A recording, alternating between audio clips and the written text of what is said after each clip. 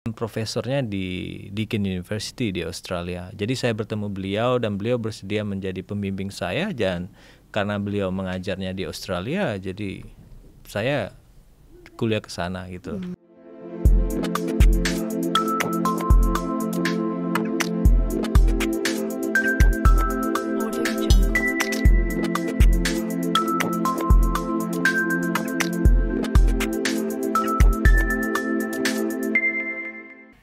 Assalamualaikum warahmatullahi wabarakatuh. Jumpa lagi di DNK TV, TV Masa Depan Dakwah dan Komunikasi. Kali ini bersama Yeni dan bintang tamu kita Bang Novel Nofriadi. Beliau ini merupakan doktor lulusan Australia. Apa kabar Bang? Alhamdulillah baik. Gimana kabarnya Yeni? Alhamdulillah baik Bang. Gimana Bang, sibuk hari ini Bang?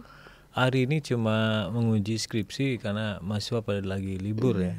Libur di ya, kampus ya.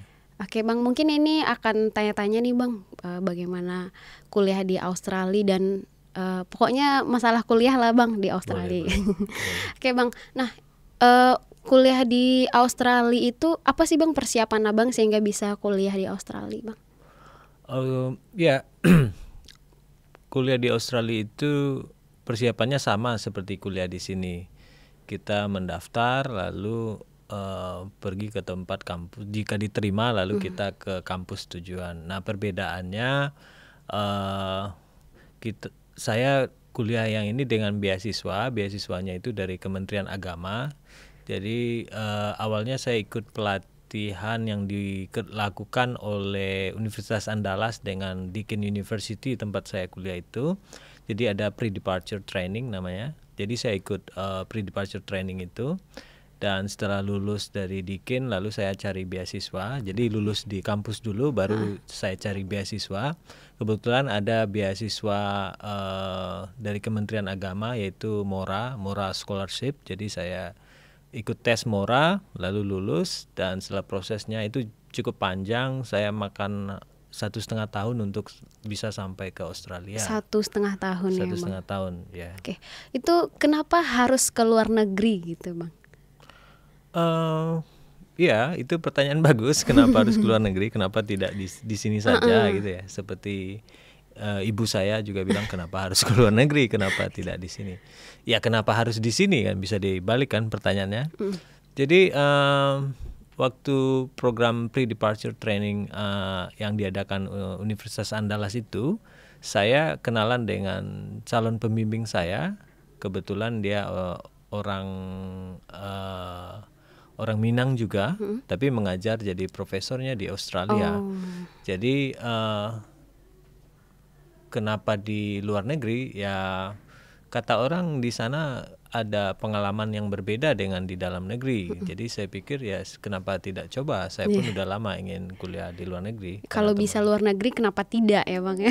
Ya ada kesempatan dan ada yang bayarkan.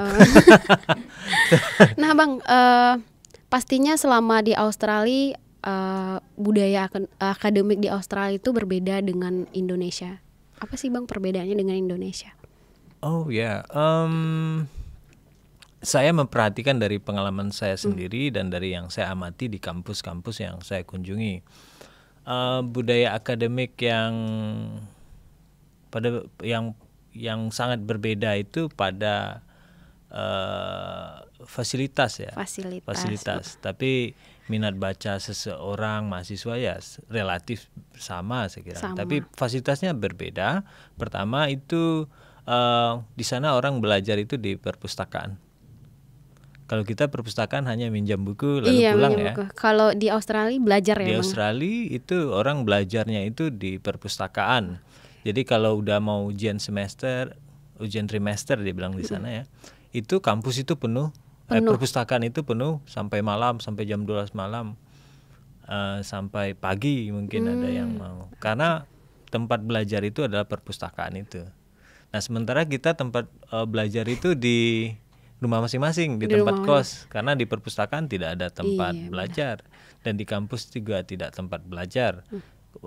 Kalau di sana kampus lah tempat belajar utama. Jadi saya ada metafora perpustakaan adalah jantung universitas. Itu saya lihat di sana ya memang begitu. Nah Hal lain selain fasilitas adalah budaya akademik. Yang saya perhatikan adalah ini soal bagaimana orang tabiat mencari ilmu.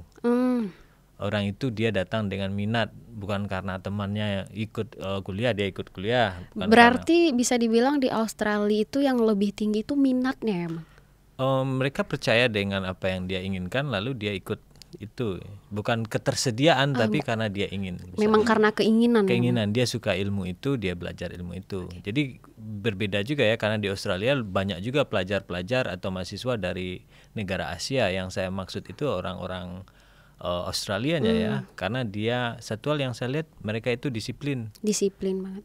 Misalnya saya lihat orang yang sama ada di tempat yang sama di hari yang sama, jadi dia schedule-nya rutin, dan dia dalam bawa buku 6 buah, dia baca sampai 3 jam 4 jam tuh dia tahan baca.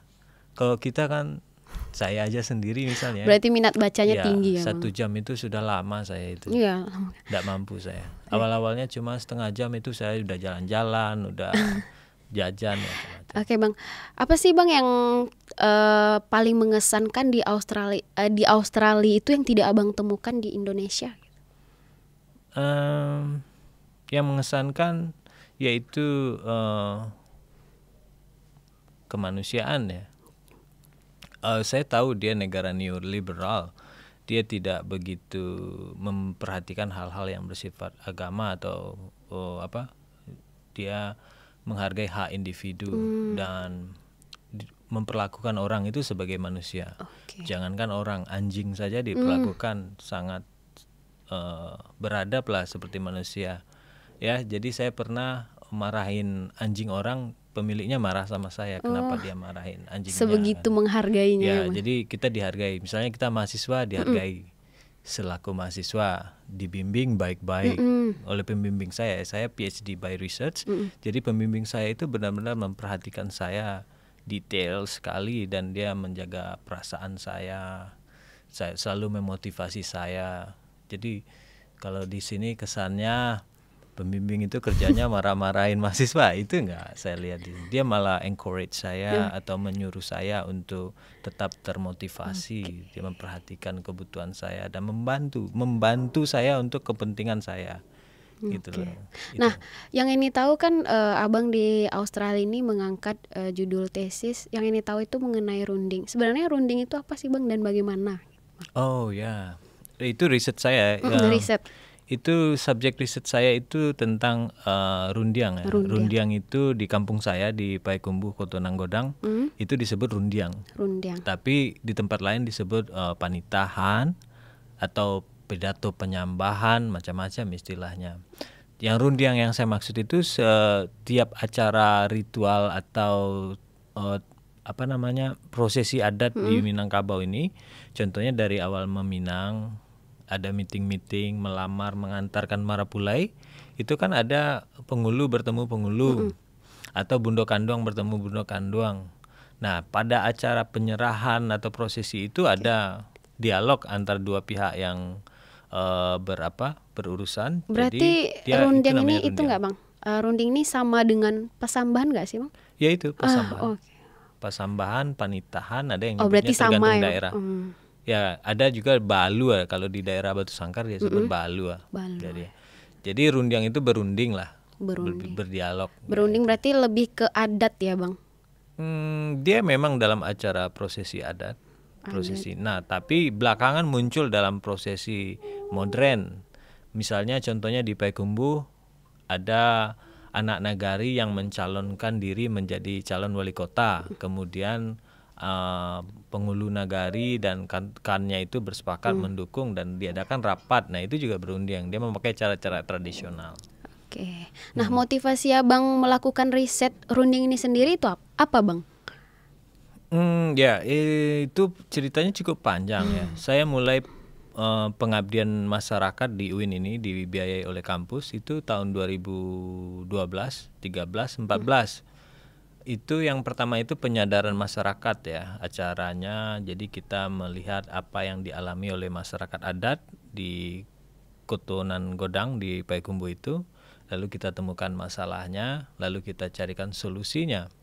Nah, awal itu saya dengan Pak Andri Rosadi namanya, dosen Fakultas Adab. Berikutnya saya memberikan pelatihan kepada penghulu-penghulu baru tahun 2012 itu, pelatihan untuk memahami globalisasi. Lalu mereka kemudian membuat simulasi bagaimana mengatasi atau memahami anak kemenakan yang modern begitu ya. Lalu akhirnya 2014 mereka, maksud saya penghulu-penghulu di sana itu bersepakat untuk membentuk sekolah adat. Jadi saya dan Pak Sudarman ini dosen adab juga mendirikan sekolah adat di Kotonang Gadang. Kemudian persoalan setelah sekolah adat itu hidup berapa tahun, 2 tahun, saya menemukan ada persoalan bagaimana memahami rundiang ini dengan baik dan cepat gitu ya. Jadi saya harus tahu formulanya, dan inti dari rundiang yang sulit dipahami orang itu adalah metaforanya. Atau petata petitih ya. Petata petitih itu isinya banyak metafora atau kiasan, sehingga saya akhirnya meneliti itu. Meneliti tentang metafora dan tentang rundiang. Untuk apa? Saya selaku anak nagari dan saya memahami bahwa ada nilai-nilai yang berharga di dalam metafora atau dalam petata petitih itu yang harus kita pertahankan, preservasi, disimpan dan diwariskan kemudian. Jadi itulah semangat utamanya. Saya ingin memelihara nilai yang ada di dalam metafora itu, menyimpannya dan kemudian mungkin mentransmisikannya kepada generasi berikut supaya jangan hilang. Iya. Nah, keterkaitan rundiang ini sendiri terhadap pendidikan Abang di Australia apa, Bang? Ya, itu pertanyaan banyak tentang itu. Loh, kok bicara bahasa Minang, sastra Minang kok ke Australia? Iya. Emang di sini tidak lebih bagus? Ya, kita sekarang bicara tentang ilmu ya. Rundiang itu kontennya. Ilmunya itu adalah metafora. Jadi ada cabang ilmunya namanya yang baru itu cultural linguistic atau linguistik budaya. Jadi ahlinya itu tentang petata petitih Minang itu ada Pak Profesor Ismet Fanani namanya. Beliau itu orang Koto Batu Sangkar. Orang Batu Sangkar dan profesornya di Deakin University di Australia. Jadi saya bertemu beliau dan beliau bersedia menjadi pembimbing saya, dan karena beliau mengajarnya di Australia, jadi saya kuliah ke sana gitu. Dan setiap orang bertemu, kenapa belajar bahasa Minang ke Australia? Ya karena pembimbing saya orang Minang. Nah, Bang, apa sih yang ingin Abang tunjukkan mengenai riset Abang terhadap runding ini ke luar negeri gitu, Bang? Oh ya, bicara tentang rundiang itu buat orang dunia luar itu baru ya, karena dia tidak tahu. Dan hal lain adalah yang diketahui orang itu tentang metafora. Metafora itu ada, itu ilmu umum di mana-mana itu ada. Nah, waktu saya ke Los Angeles itu ada acara conference di sana. Orang ingin tahu itu kapan, bagaimana cara rundiang itu, apa saja di dalamnya, ya, metafora di dalamnya, apa-apa jenisnya, lalu bagaimana. Lalu saya ingin memberikan perspektif lain, ya. Kita tahu banyak orang yang sudah meneliti tentang Minangkabau, termasuk seni dan budaya dan bidang-bidang lain lah ya, termasuk bahasa juga. Tetapi jika itu ditulis oleh orang luar, itu artinya perspektif orang luar. Walaupun kita mengkaji hal yang sama seperti rundiang ini, tapi perspektif lokal itu diperlukan oleh orang luar. Bagaimana orang Indonesia melihat dirinya sendiri, saya orang Minang melihat diri saya sendiri, itu akan berbeda hasilnya daripada orang luar. Ya, contohnya ada membahas tentang budaya Minang, contohnya Evelyn Blackwood, atau seperti yang terkenal itu Benda Beckman, and siapa lagi, banyak ya yang lain. Tetapi itu dalam perspektif mereka, dalam keilmuan mereka. Saya melihatnya dalam kacamata cultural linguistik. Orang lain melihatnya dari antropologi, orang lain dari kajian gender. Namun yang ditunggu oleh masyarakat dunia itu adalah perspektif lokal atau perspektif Indonesia sendiri tentang dirinya. Itu menarik bagi orang luar. Nah, harapan Abang sendiri terhadap Minang ini setelah melakukan riset itu apa, Bang, ke depannya? Oh ya, yang ingin ya kalau mungkin ya itu ada museum yang mendokumentasikan semua kekayaan intelektual Minangkabau dalam satu museum dalam bentuk wajah baru ya yang digitalize. Lalu konten itu kemudian dapat diakses oleh generasi berikutnya. Itu yang paling penting. Ilmu itu tidak hilang, dikumpulkan, lalu kemudian dikaji, tidak hanya dikumpulkan tapi dikaji maknanya apa, gunanya untuk apa, kemudian ditransmisikan ke generasi baru. Oke, terakhir nih Bang, sebenarnya fungsi ilmu Abang sebagai linguistik sastra ya Bang di UIN ini apa Bang gitu? Wah, ya pertanyaan sulit ya. Ilmu saya itu linguistik ya. Saya mengajar di sastra Arab juga, mengajar di jurusan tadris bahasa Inggris. Dan hal yang paling penting dari keilmuan saya adalah dia adalah ilmu alat. Jadi kalau ilmu tafsir, ilmu hukum, ilmu lain itu membutuhkan hadis, itu ilmu yang membutuhkan ilmu alat. Ilmu alatnya adalah linguistik. Jadi untuk memahami teks diperlukan pendekatan ilmu bahasa. Dan disitulah yang saya pikir keilmuan saya itu berkontribusi untuk kampus ini, terutama persoalan kognisi. Contohnya kira-kira alhamdulillah itu apa sih maknanya yang sepadan dengan jiwa orang Minang, atau ridho Allah, itu apa sih maknanya yang sama dengan orang Minang.